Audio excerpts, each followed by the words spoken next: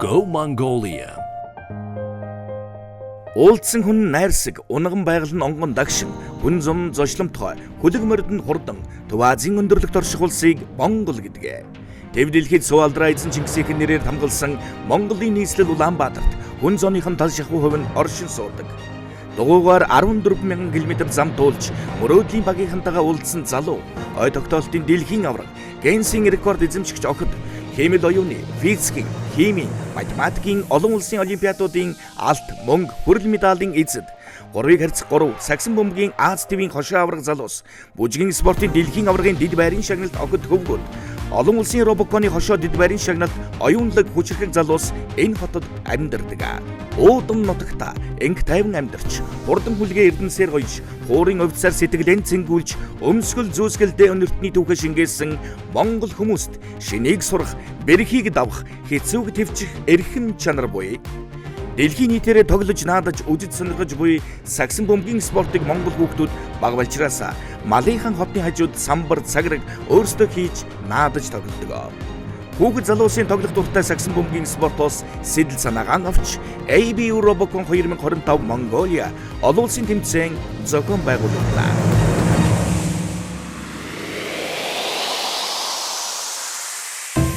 Робот сагсан бөмбөг хамтын зүтгэл үнэмлэхгүй амжилт.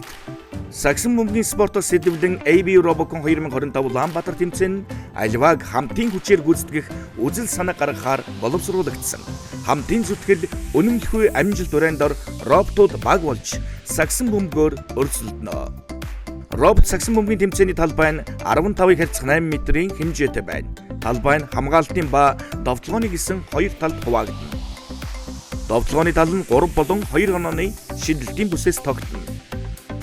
Талбайн гадна талд багийн гишүүд роботуудаа удирдах удирдлагын бүс, роботуудад зориулсан нэмэлт механизмын бүс мөн бөмбөгний тавиурууд байрлана.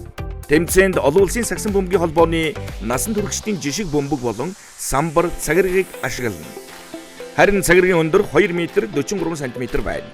Тоглолт улаан болон хөх багуудын хооронд явагдана. Баг тус бүр 2 роботтой байх бөгөөд хагас автомат мөн бүрэн автомат удирдлагатай байх боломжтой. Тоглолтын эхэнд зоос шидэж эхний довтлогоо гүйцэтгэх багийг тодорхойлно. Тоглолт эхлэхэд багууд өөр өөрийн хамгаалтын талд байрлана. Шүүгчийн тохиогоор тоглолт эхлэж, багийн гишүүн өөрийн роботтой бөмбөгийг дамжуулна. Довтлож буй баг зөвхөн довтлооны талаас шидэж оноо авах боломжтой. Довтлооны тал руу нэвтрэхдээ довтлож буй баг нь бөмбөг эзэмшиж буй робот довтлооны тал руу бүрэн нэвтрэхээс өмнө хамгийн багадаа 1 удаа бөмбөгөө довтлооны талд залах ёстой. Эсвэл довтлооны талд байгаа багийн роботтой дамжуулан довтлооны тал руу нэвтрэх боломжтой. Робот бөмбөгийг цагирагч шидэхийн өмнө хамгийн багадаа 1 удаа бөмбөгөө залах ёстой. 3 онооны бүсээс амжилттай шидэлт бүр 3 оноо. 2 онооны бүсээс амжилттай шидэлт бүр 2 оноо. Цагираг дээрээс довтлол 7 оноо. Багууд ээлжлэн довтлогоо гүйцэтгэх бөгөөд нэг довтлогоо гүйцэтгэх хугацаа 20 секунд байна.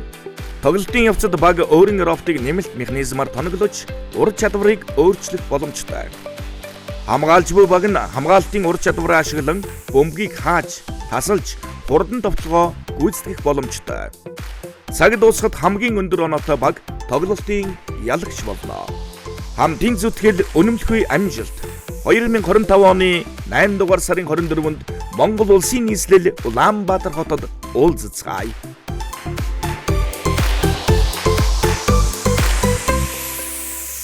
Сарацхан үзэгчдээ ABU Robocon үндэсний роботын тэмцээн 2025 Улаанбаатар хонгодохгүй болох гэж байна. За энэ хүн тэмцээнд оролцож байгаа багуудыг та бүхэндээ цувралаар танилцуулж байна. Энэ удаа бүгдээрээ хамтдаа Монгол Улсын их сургуулийн мэдээлэл технологи электроникийн сургууль соём 2 багтай танилцуулна. Бишээ хараарай. Энгийнээс ухаадгаар энэ бол Mobicom. ABU Robocon 2025 үндэсний роботын тэмцээнийг ивент этгэгч Mobicom Group. Ирээдүйн технологиг өнөөдөр бүтээж буй залуус нэг дор суулгасан энэ гайхамшигт тэмцээн Robocon 2025. Өнөө жилийн онцлог төрөл бол сагсан бөмбөг, хурд, оюун ухаан, багийн ажиллагаа бүгдийг робот дээр шингээсэн сорил. Өөрийн гараар бүтээсэн роботоо талбайд гарган оноо авахын төлөө өрсөлдөх мөч бүр үнэхээр сэтгэл догтлуулам. Одоо та бүхэнд танилцуулах баг бол Монгол Улсын их сургуулийн Соёмд баг. Шинжлэх ухаан бүтээл сэтгэлгээний гайхамшигыг өөртөө шингээсэн эдгээр залуус өөрсдөө хийсэн роботуудаа зөвхөн удирдах зогсохгүй бие даан шийдвэр гаргах чадвартай болгохоор зоржээ. Тэд судалгаа шинжилгээнд тулгуурлан роботын хурд, нарийвчлал, ухаалаг шийдэлд онцгой анхаарч ажилласаар байна. Өдөр шөнөгүй хөдөлмөрлж төгс төгөлдөрлөө тэмүүлсэн Соёмд багийн хувьд энэ тэмцээн бол зүгээр нэг өрсөлдөөн бус. Өөрсдийгөө сорж ирээдүйдээ итгэх том алхам. Тэдний бүтээлүүд зөвхөн оноо авахын төлөө бус. Өөрсдийн мөрөөдөл, итгэл, урам зоригоо хурцлж буй энэ.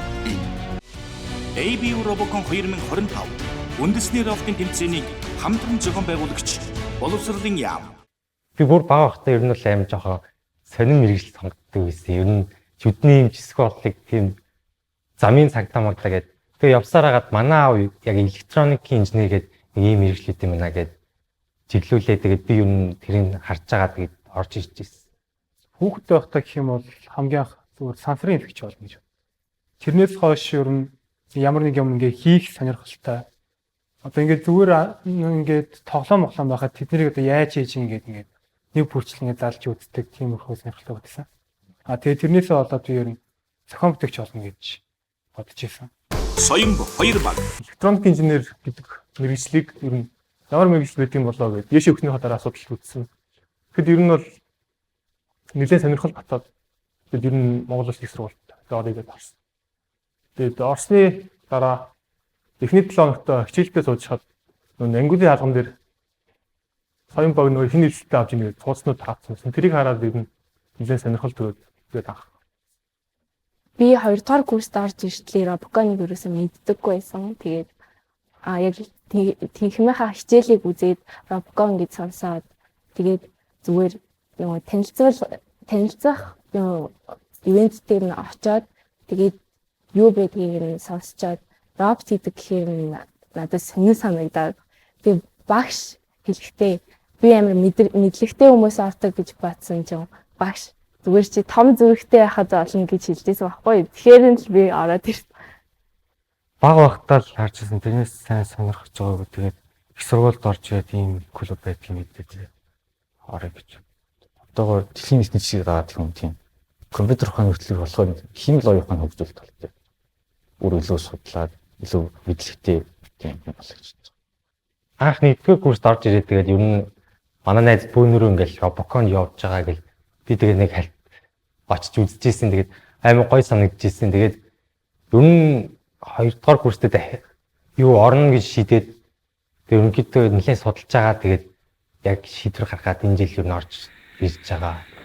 Манай багш нар нэлээд сайн хүмүүс их байх. Тэгээд би юу амар хүндэлдэг. Тэгээд ер нь багш нараас илүү гарчих юм бол ер нь юу ч таавна гэж бодож байгаа. Тэр Robocon орсноор яг ингээд тэр илүү өөрөөс хараад ер нь бол ингээд хүслээр ингээд хийж болдог. Яг ганц ингээд хийж болдог газар нь Robocon санагддаг.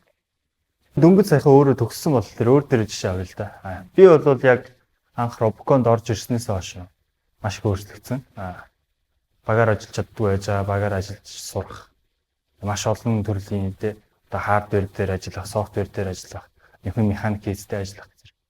Инженер хүнд байж болох бүхий зүйлийг ингээд сурч чаддаг гэж үздэг.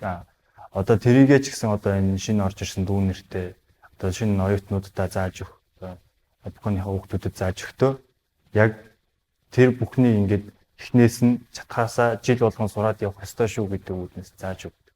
Зааж өгдөг гэхээс илүү тэр талаар сураараа тэгээд үзээрэй, ингээд үзээрэй гэд зөвлөгөө өгөөд явхад одоо энэ өөртөө сурах эрмэлзэл өндөртэй юмыг хийж бүтээ гэсэн хүүхдүүд болохоор нэг нэгнээсээ суралцаад шинийг өөртөө хайж ирээд судлаад явдаг болохоор ер нь бол яг өдөрдөгч багш гэж явж байгаа ажил бол хамаагүй хөнгөн л гэж надад бодогдож байна. Манай сургууль бол энд онцгой ач холбогдол өгч оролцдог болсон.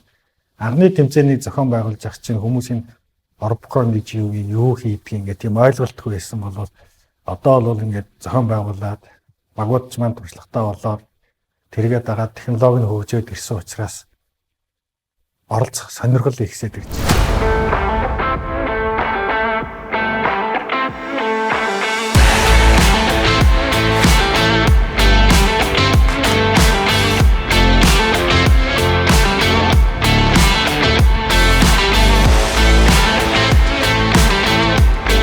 оролцох нь ач холбогдолтой юм бэ гэхлээр оюутан залуусын сурч боловсрч бидсийн юмыг бодитоор хэрэгжүүлж бодитоор туршиж үздэгээр бусад тэмцээнийг бол ялгаатай байдаг. Өөрөөсөө хэлбэл бодит оровтуудаа бодит юм ажиллуулж үзүүлээд оролцож байгаагаар бусад уралдаан тэмцээнээс их ялгаатай. Сагсаг бол дэлхийн нийтээр бүгдээрээ мэддэг. Тэгээ сагсны дүрмээр тоглож байгаа. Тэгээд оровтууд энэ жил сагс тоглож өрсөлдөнө гэдэг нь энэ жилийн дүрмийн гол онцлог. Манай Монгол улс маань ус болгон надад өөрөө онцлогийг харуулсан дүрм зохиогод байдаг бол манай Монгол улс энэ одоо 2 дахь удаа зохион байгуулалтаа дэлхийн нийтэд нийтлэг байдаг дүрмээр хийж байгаа нэг онцлог юм аа. Олон улсын тэмцээн дээр ер нь бол ингэж байна. Биднээс яг үндэсний тэмцээнд орсон оровтоор олон улсын тэмцээнд орвол амжилт илүү ээж магадгүй. Гэтэл биднээс нөгөө бусад багуудын, бусад сургуулиудын, бусад улсын юм ингээд хараад үзэхлээр манайх энүүгээрээ дутуу энийг сайжруулъя гэж анхаарал тавиад дахиад шинээр оровт хийгээд байгаа. Үндэсний тэмцээнд орж исэн оровтоо ер нь Монголын айлч баг ер нь бол олон улсын тэмцээнд авч явж байгааг байна.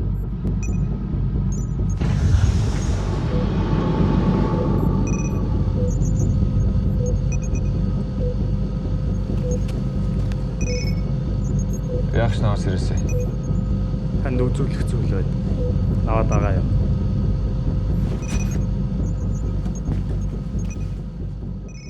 Өндөр зэрэглэлийн гейминг процессор, оновчтой сайжруулах технологи, хэд ачаалалд үл унтрах зай бүхий ZTE Nubia бэлэн боллоо. Нэг гоохон байна. Хүн дучаа болдгүй. Ганц тарчгүй.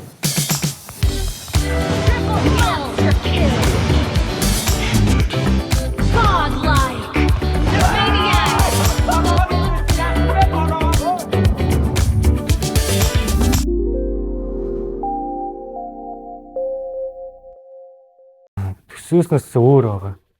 Тийм. Анх бол тийм арай л бэлгшээгээ тийм төсөөлттэй байсан. Тийм. Анхны төсөөллөөс болвол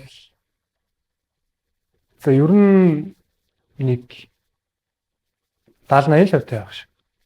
Ер нь анхны төсөөлөл нь бол ерөөсөө яг тэрэн шиг бол болоогүй. Тэгэхээр тэр нь ингээд бүр хэтэрхий хийсвэр юм шиг болсон гэх юм. Маш их материал жишээлсэн тийм хөө одоо робот болж исэн. Анх орж ирэхэд нэг юу их хэвээр юу мэдэхгүй хийсэн юм чинь их ойлгохгүй нэг тийм амар тимийг явуулсан. Тэгээд энэ тэгэл олон сар яасан гэж арай гайгүй болж байгаа. Яг тийм хүн шиг хөдлөө яваад болохоор их юм болж бодсон. Тэгээд гүйл. Яг анх гаргаж ирсэн миний төсөөлөл бол ингээл амар бүр хитгэхий универсал амар юм төсөөлж ирсэн. Тэгээд тэрийг ингээ яг ротон дээр шингээж хийх юм бол амар хүнд болохоор л тэгээд ер нь бол жоохон бүтэхгүй дүү талтай бодож ирсэн. Тэгээд одоо харахад ер нь бол гайгүй байгаа. Яг одоо би миний багийн гишмний үүрэг ерөнхийдөө ингээд санаа гаргаад санааныхаа зургийг гаргаад тэгээд тэр гаргасныгаа бишт болгож хийж байгаа байхгүй юу. Тэгээд хийснийхаа дараа ингээд яг тэр хүүхдүүдтэй хамт хийсний дараа ингээд ямар ч тийм жоохон хөдөлгөөн ч байхгүй амгүй бит гэмээр юм гаргаад ирсэн. Тэрний дараа ингээд манай кодны багууд ингээд тэрийг бодиттой амьд юм шиг хөдөлгөж мэдлэгдээд бидний төсөөлснээр илүү хөдөлгөж чаддаг. Тийм болоод битэн манай баг нэг тийм их гой санагддаг. Яг анх удаа хийж байгаа болохоор жоохон амар их шантарсан. Тэгээд заримдаа ингээд нэг юм болохгүй, заримдаа болоод яг ингээд амар баяртай жангууд маргааш нь болохгүй. Тэгээд одоо яг гайгүй. Хамтран зохион байгуулагч, цахим хөгжил, инновац, харилцаа холбооны яам. Өсвөр нөгөө нэг үнэтэй материал карбоноор хийж байгаа болохоор эхний ээлж нь юу нэг л удаа хийсэн. Акрил нь болохоор арай өөр хэмжих нь. Тэгээ тэрнээс нэг жоохон өөрчлөлт. Бургийг нь бол нэлээд сайн шалгасаад буцаад хийсэн болтой. Олон удаа алдаа гараад. Юм дээр механик хийдээр л сүүлийн үед 2 дугаар офтынхаа тийм сунагч бүхнээ зэмдэр л ажиллаж байгаа. Танхимаар ингээд хичээл хийж байгаа хүмүүс тэр ингээд тэр хичээл дээр ингээд үзэж байгаа зүйлсээ дэвтэр дээр болгож чаддаг. Тэгээд ингээд одоо ийм юм байд юм байна ингээд практикаар ингээд ойлгоод авчихсан. Харин бидний хувьд гэх юм бол тэнд ингээд үтсэн юм а өөрөөсөө ингээд нэг бүрчлэн ингээд хийдэг. Одоо яг бодитоор ингээд уршиж үзнэ. Одоо энэ болохгүй бол дахиад ингээд энэ ингэснээрээ одоо ингээд зүгээр ингээд сураад явж байгаа хүмүүс хүүхдүүдээс ингээд илүү байдаг. Ерөнхийдөө бүр одоо яг намайг орж ирэхэд бол 5 удаа дараалж төрүүлсэн. Нэмэх нь одоо 2017 онд нэмэх нь 1 төрүүлээд гээд ийм амжилттай явж байсан. Нэмэх нь бид нар одоо өнгөрсөн жил би хамгийн сүүлийнхаа жил төрүүлж 7 жил төрүүлсэн. Одоо үүнээс цааш би одоо удирдагч багш явж байгаа. Мөн дээрээс нь манай дараа үеийн дүүнер одоо ноётнууд маань маш сайн ийм орчныг бүрдүүлж чадсан. Одоо энэ тоног төхөөрөмж одоо CNC 3D принтер гэдэг ч юм уу одоо ингэ робот хийхэд шаардлагатай энэ суур материалын талаас илүү юм боломж өндөртэй болсон учраас одоо цаашаа үргэлжлүүлээд дараалан төрүүлэх одоо бидний дараагийн зорилго бол олон улсын тэмцээнд төрүүлэх гэдэг том зорилготой байгаа. 6 жилийн дараа тэмцээн дахиад болж байгаад бол талархаж хүлээж авч байгаа. 6 жилийн өмнө бол биднээс Монголд анх удаа зохион байгуулахад Монгол улсад анх удаа зохион байгуулахад бол үндэсний өв соёл монголчууд дэлхийн түүхэнд ямар хувь нэмэр оруулсан гэдгийг тулгуурлал дүрмээ бичижсэн. Өртөө үе мэдээлэл хамгийн хордондгүй.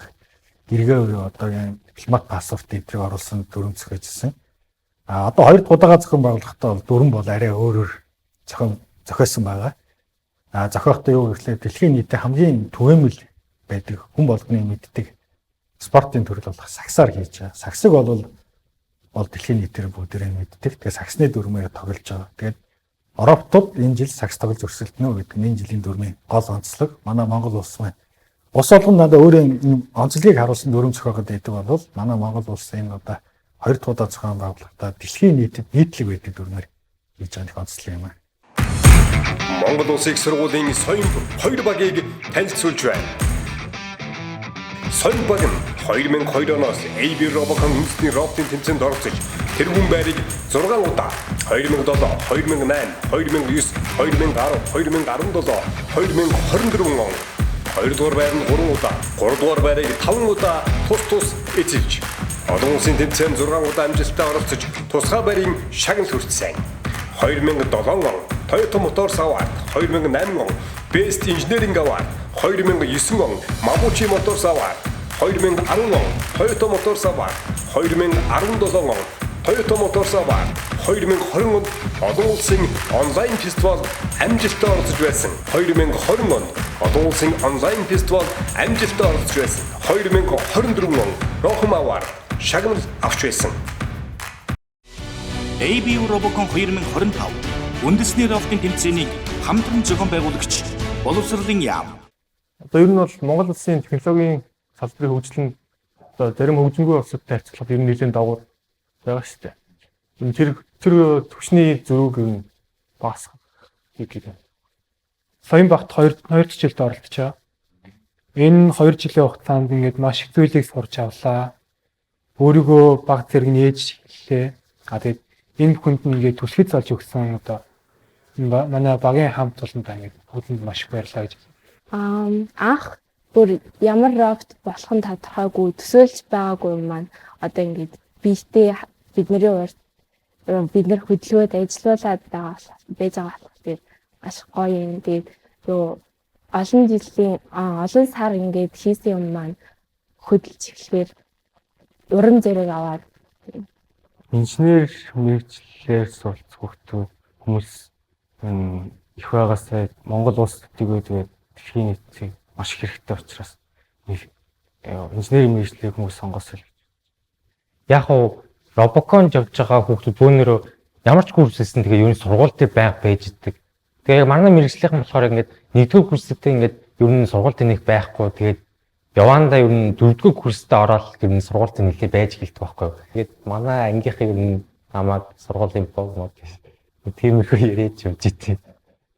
За робот зохион бүтээх Robocon гэдэг тэмцээнд орох гэдэг бол маш их цаг хугацаа зарцуулсан. Дээрээс нь тоног төхөөрөмж, техник хангамж за шалтгаалсан хөрөнгө санхүү их зарцуулдаг ийм өсвөр том ажил болдог.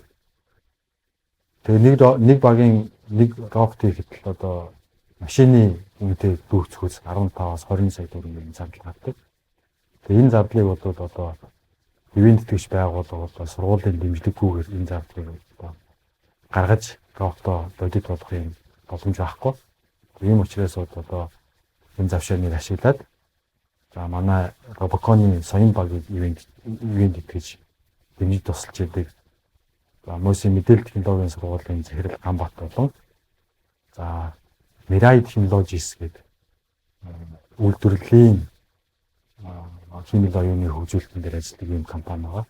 За энэ компани захирал олон баяр болоод тавсрын захирал нартаа талархснаа илэрхийлмээр байна. Манай компани Mirai Technologies гэж компани Японы хөрөнгө оруулалттай тэгээ Toyota-гийн үйлдвэрийн тоног төхөөрөмжүүдийг хийдэг юм компанины охин компани байгаа. За бидний хийдэг ажил бол парам хангамжаа хөгжүүлэлт тэр дотроо сүүлийн үед бол химэл оюунтай холбоотой хөгжүүлэлтүүдийг бол хийж байгаа. За химэл оюун гэдэг бол одоо шинэ гарч ирсэн ийм салбар гэх юм технологи. Бурхан хүний хийсэн үйлдэлснийг инженерүүд хийсэн гэж үг байдаг. Одоо бараг удахгүй химэл оюун үйлдэлснийг хийх хэрэг гэдэг ийм шинэ эренгийн бараг үүдэн дээр ингээд өндөрлөгтөд ирсэн байгаа. За энэ технологи гэх юм уу энэ одоо мэдлэг ур чадвараас бас монголчууд Монгол улс бас уцсч болохгүй.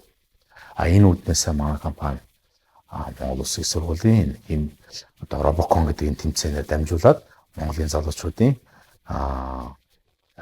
компьютерийн шинжилгээ ухаан, химэл оюун болон аж үйлдвэрийн их өөрчлөлтөд бас ингээ хөл нийлүүлэн алхаасаа гэж бодоод энэ багийг дэмжиж байгаа. Энэ одоо үгээр дамжуулаад Монгол залуучуудын, Монгол хүүхдүүдийн, Монгол оюутнуудын химэл оюун аж үйлдвэр лөө бол улам бүр ойртосоо гэж хүсэж байгаа.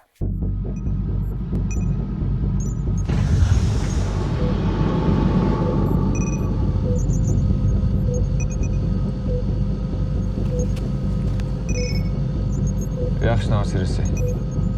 Танд үзүүлэх зүйл байд. Аваад байгаа юм.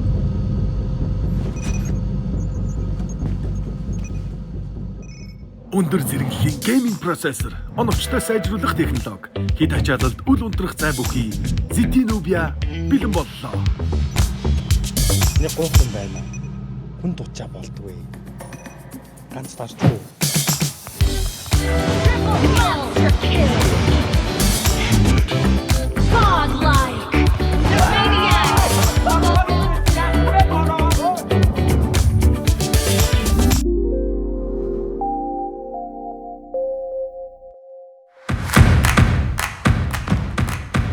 Сагсан бомбын талбай дээр соён багийн роботын ухаалаг хөдөлгөөн хурц шийдвэрүүд өрсөлдөгч болоод үзэгчдийг гайхшруулж чадна гэдэгт итгэж байна. Шинийг эрэлхийлсэн залуусын урам зориг, багийн эв нэгдэл, технологийн эрч хүч. Энэ бүхнийг мэдрүүлэх баг бол яахын аргагүй Монгол Улсын их сургуулийн соён баг. Тэдний дараагийн алхам хаашаа хөдлөх вэ? Ирээдүйг хамтдаа бүтээцгээе. 2-2 сагсан бөмбөг тоглож үзээгүй хүн ховорхон байх. Тэгвэл 2-2 робот хэрхэн сагсан бөмбөг тоглох бол оноо авах, шийдэх, дамжуулах гэд олон сонирхолтой техникүүдийг роботууд маань үзүүлэх болно. Энийн төлөө залуучууд маань хичээн ажилласаар байна. Энэ бол үндэсний роботын тэмцээн ABU Robocon 2025 Улаанбаатар байлаа. Эрхэм үзэгчтэй бүгдээрээ хамтдаа Монгол Улсын их сургууль, мэдээллийн технологи, электроникийн сургууль, соён 2 багтай танилцлаа. Залуучуудаа амжилт хүсье. Энгийнээс ухаалгаар энэ бол Mobicom. Go Mongolia. Уулзсан хүн найрсаг, унган байгаль нь онгон дагшин, хүн зам зочломтгой, хөлөг мордонд хурдан, Төв Азийн өндөрлөгт орших улсыг Монгол гэдэг. Тэв дэлхийд сувалдраа эзэн Чингисийн нэрээр хамгаалсан Монголын нийслэл Улаанбаатарт хүн зооныхон тал шахуу хувь нь оршин суудаг. Дугуйгаар 14,000 км зам туулж мөрөөдлийн багийнхантайгаа уулзсан залуу, ой тогтоолтын дэлхийн авраг, Гиннесийн рекорд эзэмшигч охид, химэл оюуны, физикийн, химийн, математикийн олон улсын олимпиадуудын алт, мөнгө, хүрэл медалийн эзэд, 3-ыг харьцах 3 сагсан бөмбөгийн Аз ТV-ийн хошоо авраг залуус, бүжгийн спортын дэлхийн аврагын дэд байрын шагналт охид хөвгүүд, олон улсын Робоконы хошоо дэд байрын шагналт оюунлаг хүчрхэг залуус энэ хотод амьдардаг. Уудам нутагта энг тайван амьдарч, хурдан хүлгээ эрдэнсээр гоёж, хуурын овцсаар сэтгэлэн цэнгүүлж, өмсгөл зүүсгэлдээ өнөртний түүхэ шингээсэн Монгол хүмүүст шинийг сурах, бэрхийг давах, хэцүүг твчих эрхэм чанар буй. Дэлхийн нийтээрээ тоглож наадаж үзэж сонирхож буй сагсан бөмбөгийн спортыг Монгол хүүхдүүд бага балчраасаа малынхан хотны хажууд самбар цаграг өөрсдөө хийж наадаж тоглодог. Хүүхэд залуусын тоглох дуртай сагсан бөмбөгийн спортоос сэтэл санаагаан авч ABU Robocon 2025 Mongolia олон улсын тэмцээн зохион байгууллаа.